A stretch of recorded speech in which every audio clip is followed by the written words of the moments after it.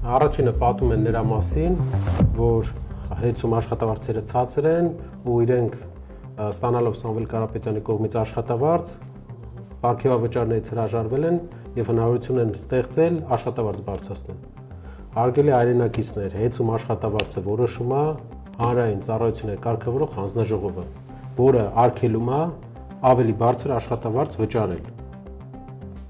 Նույն բեցում, նույն աշխատավարձն է, եթե դուք այդպիսի լավ տրամադրվածություն ունեք մարդկանց հանդեպ, որ ուզում եք աշխատավարձ բարձրացրեք,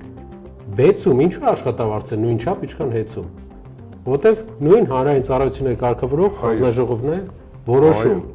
Ասեմ ավելին, ի տարբերություն բեցի, հեծում վերջի տարիների ընթացքում Սամվել Կարապետյանը իր անձնական միջոցներից 11 միլիարդ դրամ է հատկացրել ավելյալ աշխատավարձ տալու համար կամ աշխատավարձը մարդկանց բարձր պահելու համար։ Ավելեմ, այդ աշխատավարձը ձևավորվում է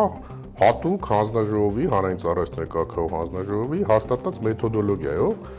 որը գիտականահենք մեթոդոլոգիա է, այսինքն ամեն անգամ այդ աշխատավարձը չի հաշվարկվում տարբեր ձևա,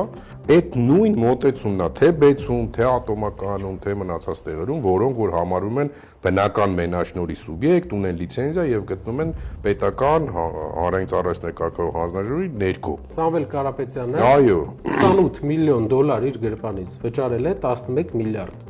որ աշխատավարձերը հնարավորինս բարձր պահի կամ ավել մարդ պահի աշխատանքի, բարձ ասենք, հասարակ քաղաքացին դրա համար չի վճարում։ հասարակ քաղաքացին հավելյալ աշխատավարձերի համար չի